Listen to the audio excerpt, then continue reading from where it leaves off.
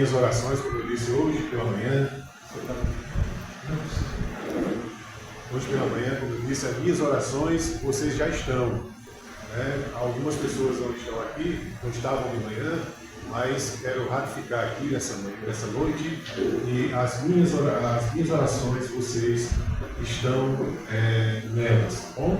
Todo dia de manhã. E que vocês, quando lembrarem de nós, orem por nós também, porque nós precisamos, tá bom?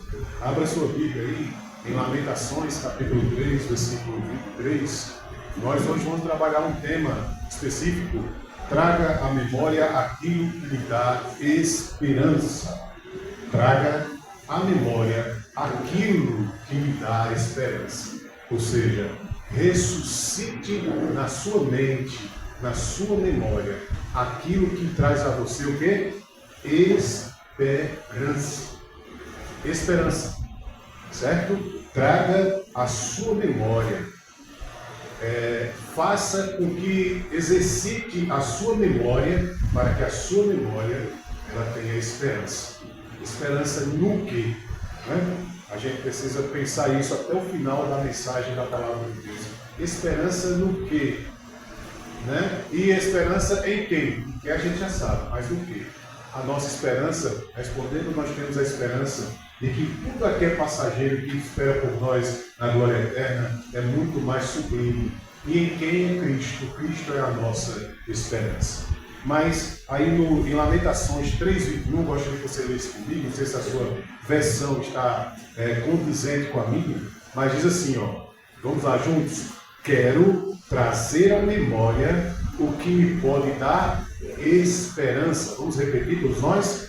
Quero trazer à memória o que pode me dar esperança. Esperança. Irmãos, a esperança é muito mais evidente se a pessoa estiver no caos. Se tivermos no caos, um problema, com certeza, se você não tiver falta de fé, você vai ter muita esperança. Porque uma esperança que a gente pode ter, que se espera em algo óbvio, algo que já temos, não é esperança. A gente tem esperança naquilo que a gente está esperando em algo. Né? Por exemplo, trazer à memória o que nos pode trazer esperança, me faz recordar daqueles que, em estado de situação difícil da vida, teve em dado momento dias ou momentos felizes da vida. Ou seja, o povo de Israel, nesse contexto, em lamentável circunstância da vida, no meio do castigo, por sua rebeldia a Deus, é o contexto desse texto do capítulo 3 de Lamentações, lamenta e lembra os dias e momentos felizes quando não quebraram a aliança com seu Deus. Quando a soberba, o orgulho e coisas dessa natureza assumem o comando de nossas vidas, que foi o que aconteceu com o povo de Israel, podemos perder absolutamente tudo, ou seja, numa disciplina das consequências do erro e do pecado. Ou seja, vem à memória daqueles que se arrependem a esperança. Foi o que aconteceu com o povo de Israel.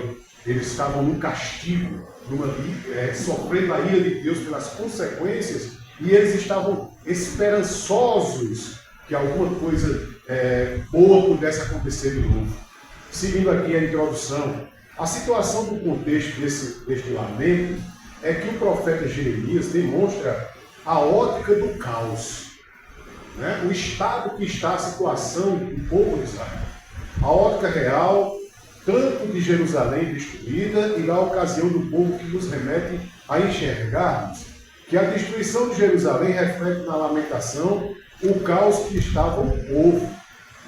Interessante. Sem esperança, sem rumo, sem direção, submetidos à disciplina de Deus, que por eles rebeldemente foi alcançado. Assim como Noé, lembremos de Noé na esperança. A gente vai lembrar de Noé. Assim como Noé na arca que com esperança soltou um corvo e depois a pomba, com a esperança de que as águas tinham baixado naquele contexto de caos.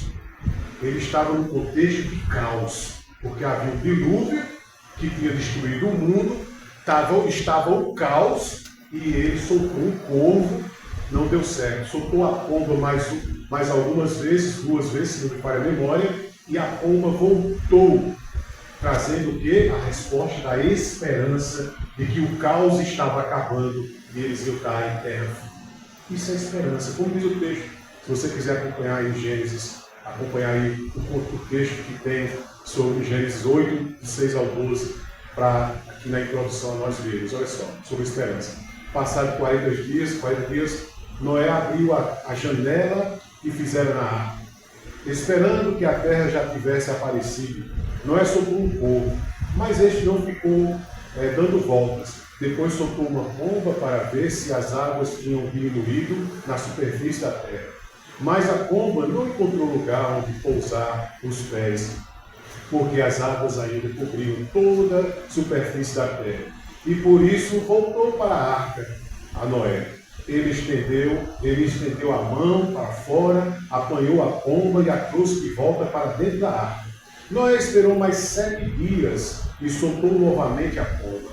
Quando voltou ao entardecer, a pomba trouxe em seu bico uma folha nova de oliveira.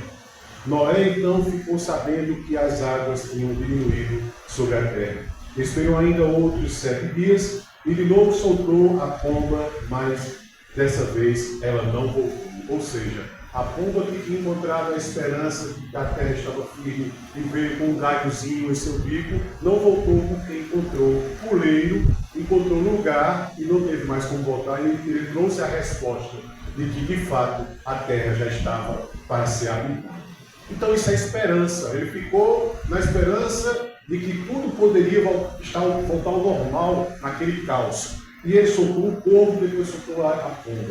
Então esperança é isso. É esperar mesmo quando as coisas não estão do jeito que nós gostaríamos que estivessem.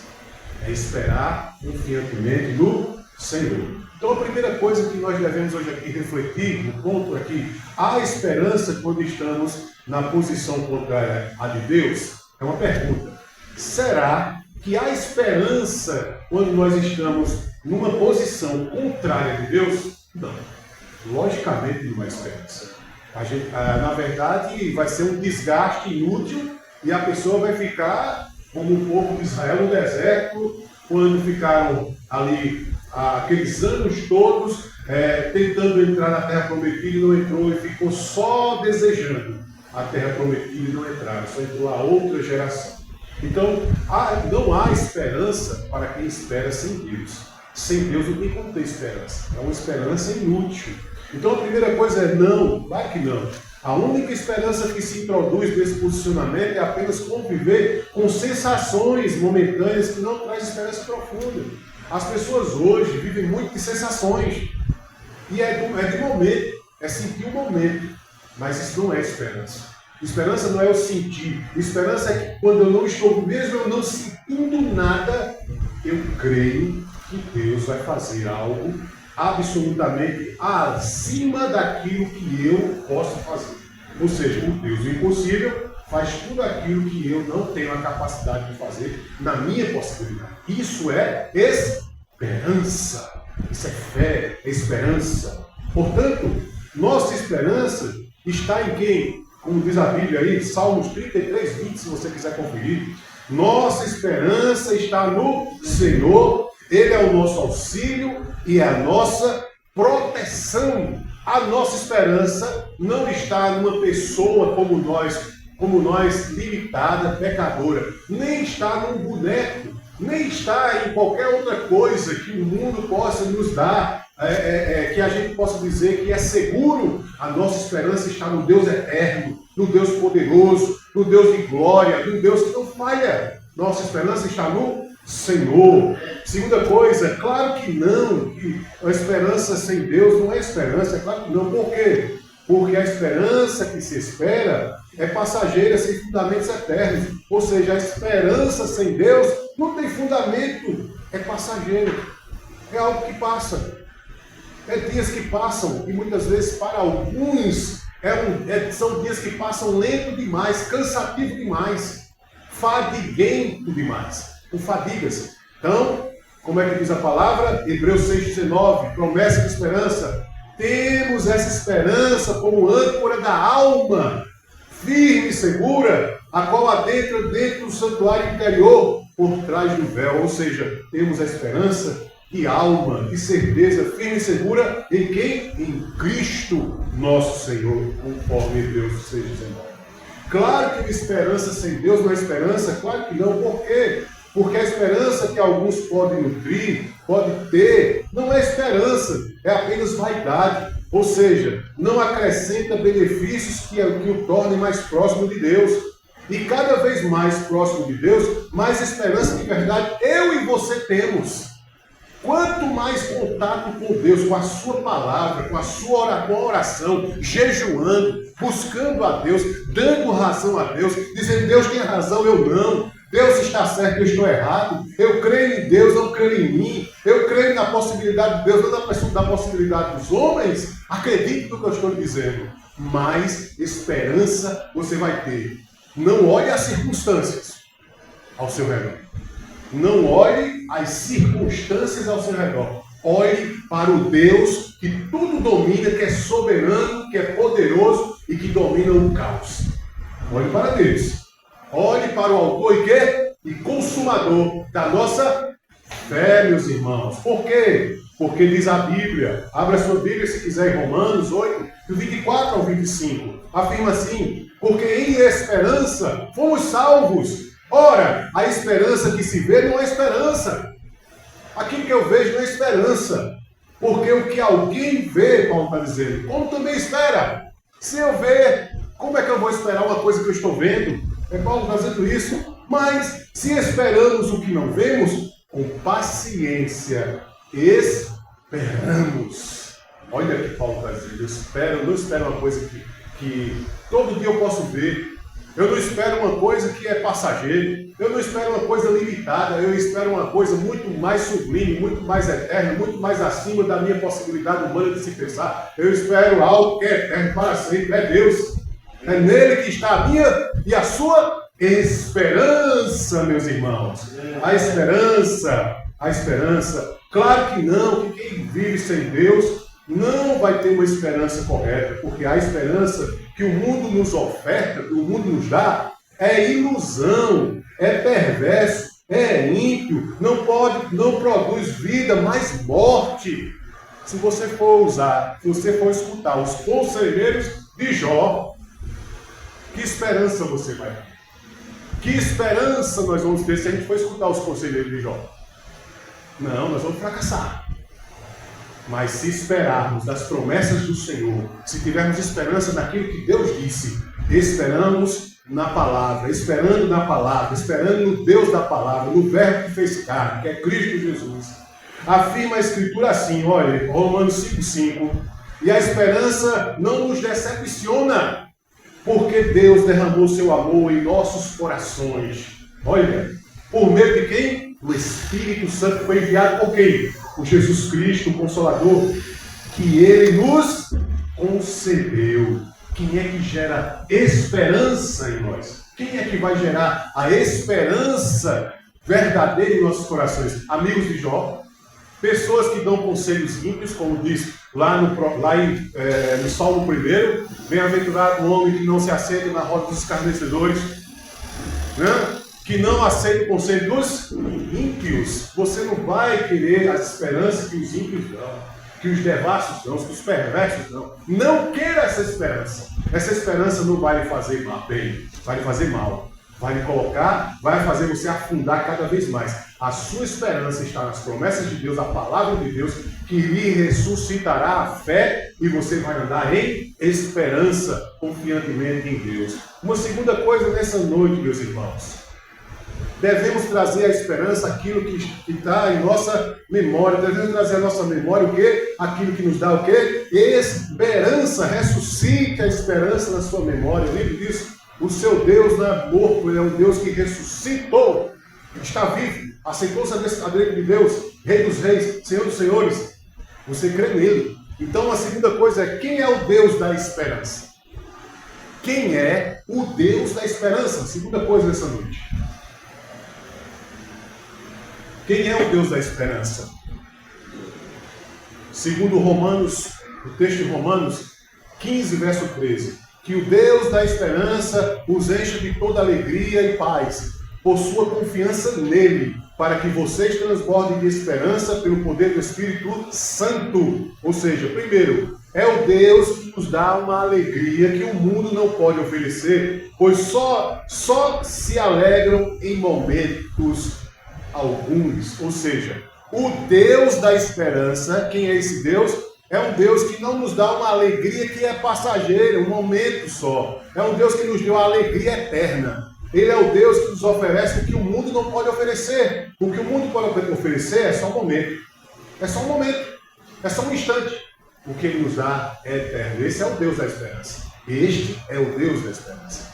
Essa alegria é dada por Deus. Essa alegria eterna, essa certeza que eu estarei lá.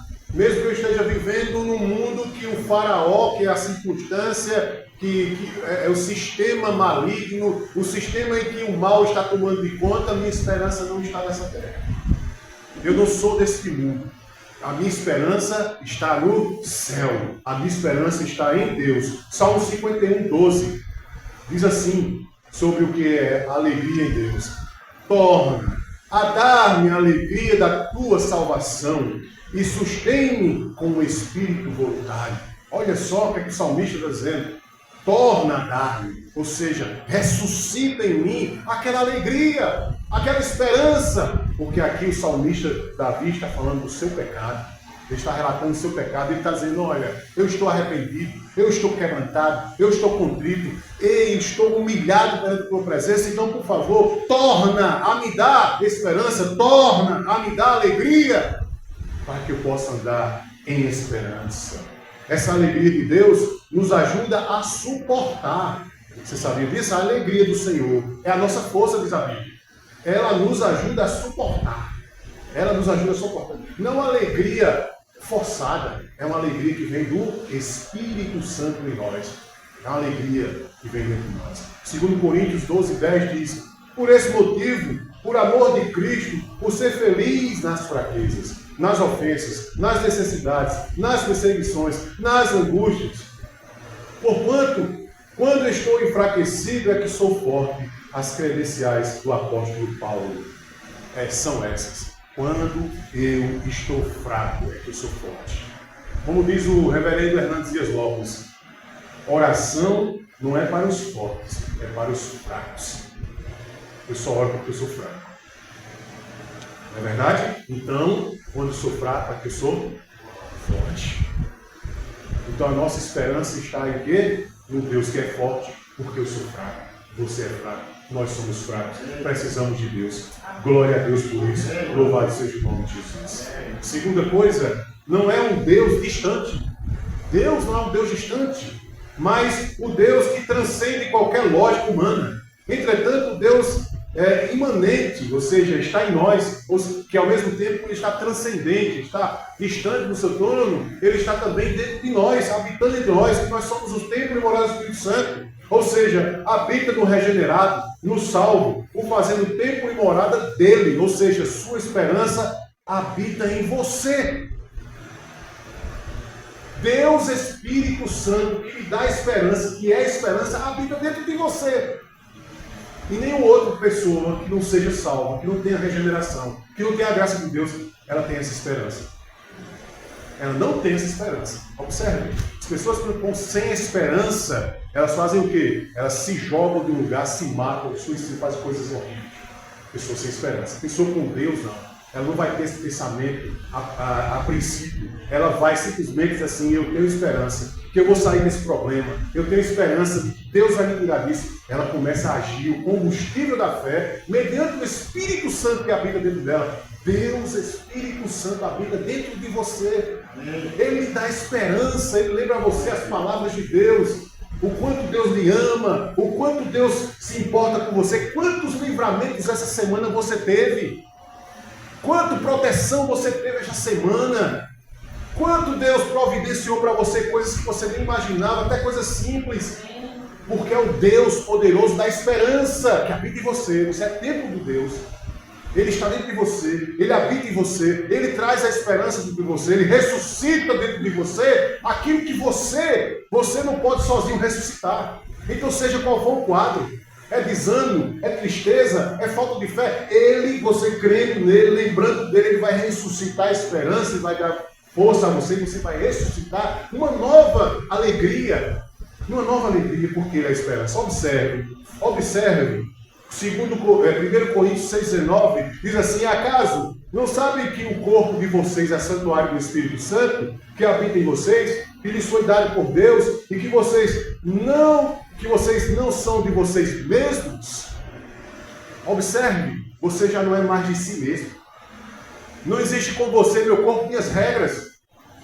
Mas com Deus, existe agora um Deus que soberanamente governa você, e que você é guiado por Ele, você é guiada por Ele, Ele lhe direciona a toda a verdade de Deus, a justiça de Deus, a você não tropeçar em pedra, como diz a palavra.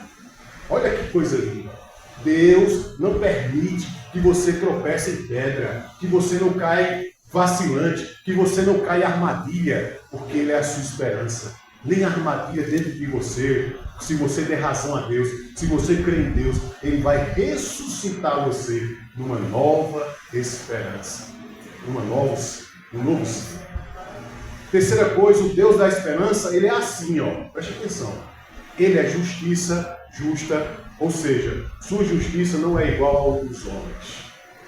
Justiça limitada dos homens. A justiça de Deus vai além dos limites humanos.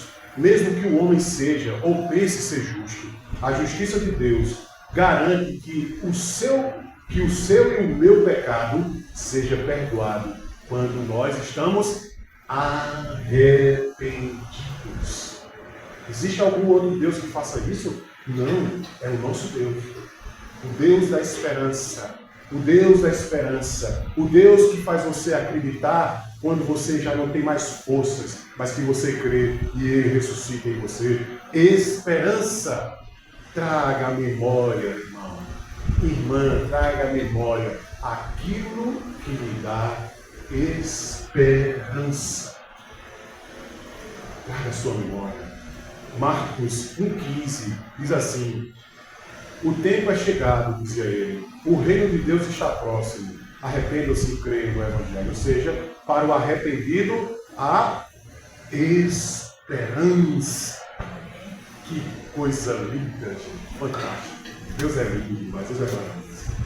Bem, uma terceira coisa aqui, uma segunda coisa, é um Deus santo, puro. Não santo como os comuns, mas completamente santo. Como os anjos dizem lá no capítulo 6 de Isaías: santo, santo, santo é o Senhor, o Todo-Poderoso. Os anjos dizem isso eternamente. Santo, santo, santo. Ele não é santo como qualquer um, não. Ele é todo santo, verdadeiramente santo, completamente santo, soberanamente santo. E os anjos dizem santo.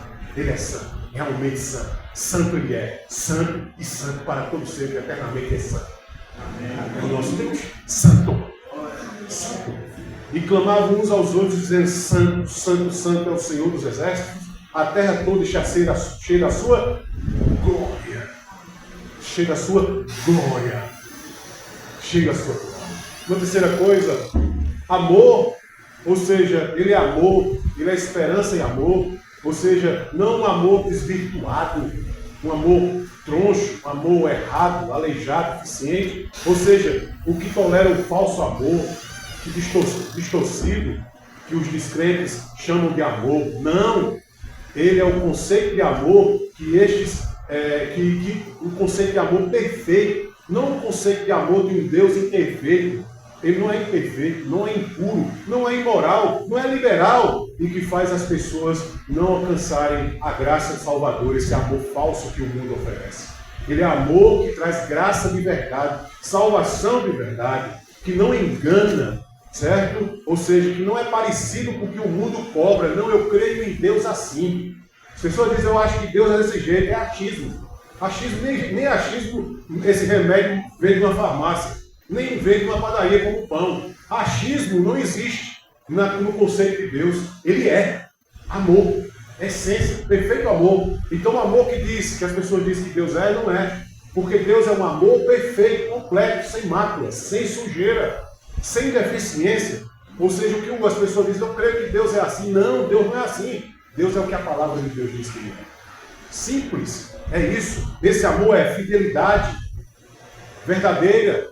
Ele é fiel, mesmo quando nós não somos fiéis.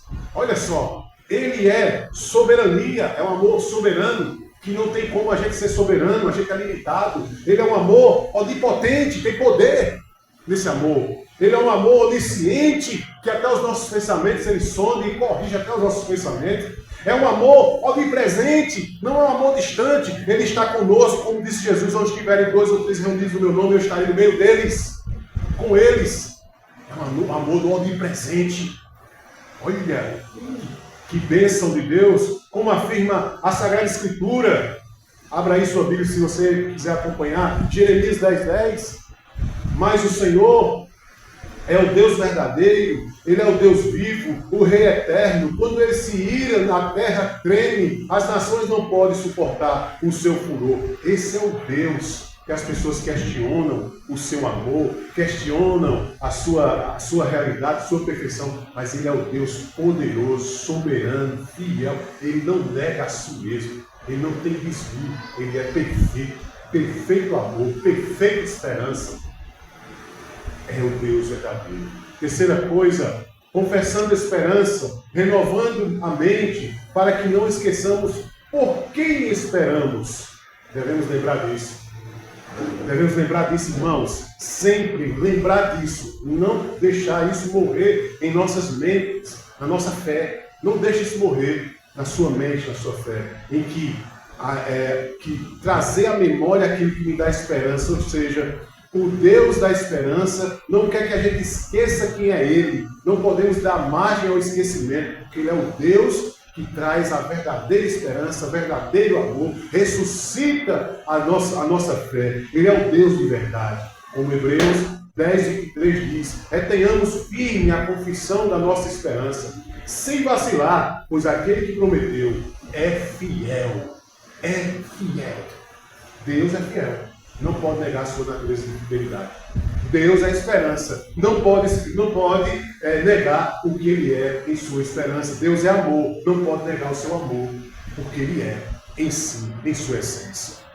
Confessando essa esperança, para que a presença não enfraqueça com os rudimentos deste mundo. É a primeira coisa que a gente vê no texto. Não se deixe enfraquecer com as coisas rudes desse mundo, com as coisas que o mundo oferece. Não deixe enfraquecer.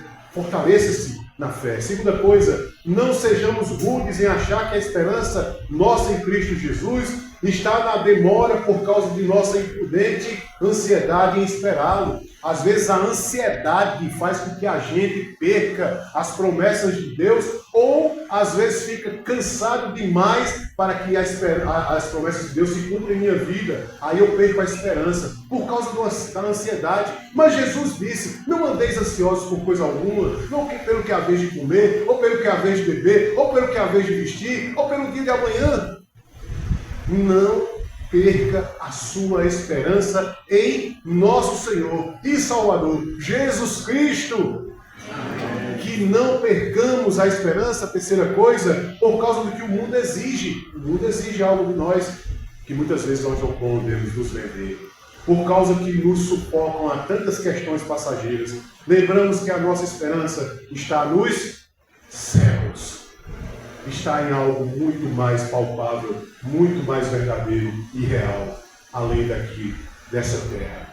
A Bíblia diz, a palavra de Deus diz em Colossenses 1, de 5 ao 7, afirma assim a palavra. Por causa da esperança que vos está preservada nos céus, da qual antes ouvistes pela palavra da verdade, do Evangelho, que chegou até vós, como também em todo mundo está produzindo fruto e crescendo, tal acontece entre vós, desde o dia em que ouvistes e entendestes a graça de Deus na verdade, segundo fostes instruídos por Epáfras, nosso amado conservo, e quanto a vós outros, fiel ministro de Cristo. Ou seja, não podemos perder a esperança que dê no céu, que espera por nós lá. É muito melhor, é muito maior, é muito mais saboroso, é muito mais eterno, não é passageiro. Quarta coisa, devemos lembrar que o Deus da aliança nos aliançou com Ele em Cristo Jesus, nosso Senhor. Segundo Efésios capítulo 1, verso 14, diz assim: o qual é o penhor da nossa herança, até ao resgate da sua propriedade, em louvor da sua glória. Ou seja, primeira coisa, Cristo é a nossa aliança e esperança com Deus. Ou seja, Ele nos reconciliou com Deus, o Deus da esperança. Em Cristo nós temos esperança. E que, havendo feito a paz pelo sangue da sua cruz, por meio dele, reconciliar-se consigo mesmo todas as coisas, quer sobre a terra, quer nos céus, segundo Colossenses 1:20. Uma segunda coisa, Cristo é a nossa esperança, aliançada nele, em Deus, ou seja, nele mesmo. Devemos lembrar da aliança que fizemos com ele, que é o nosso Deus, é o nosso mediador, é o nosso advogado, é o nosso intercessor, é o Rei dos Reis e Senhor dos Senhores. É o que está acima de todo principado e potestade, é o caminho, a verdade e a vida, ressurreição e vida, o que venceu a morte, esperança, é Jesus Cristo. Amém. É Ele. Por isso que Paulo cantou em Romanos 11, porque dele, por ele e para ele são todas as coisas, glória pois a ele eternamente. Amém. Amém. É por causa dele, e nele nós temos toda a esperança necessária. Para terminarmos, irmãos, como diz a Bíblia Sagrada, em 1 Pedro 1:3, aqui eu concluo: bendito seja o Deus e Pai de nosso Senhor Jesus Cristo, conforme a sua grande misericórdia, Ele nos regenerou para uma esperança viva por meio da ressurreição de Jesus Cristo dentre os mortos. Lembra? Você e eu éramos mortos em nossos delitos e pecados. E Ele nos ressuscitou na sua esperança, na sua vida, na sua morte, na sua ressurreição, no poder da sua vida. Ele nos deu vida quando nós estávamos.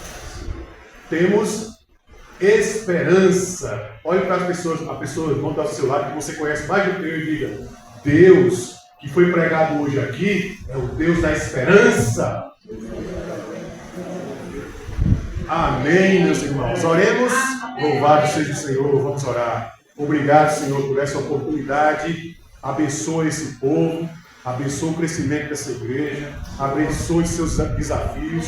Abençoe, meu Deus, seus trabalhos, sua semana, sua família. Abençoe eles em todas as coisas. E principalmente, traga a memória deles, Senhor, a esperança. Em nome de Jesus Cristo eu oro e te agradeço, Senhor. Amém.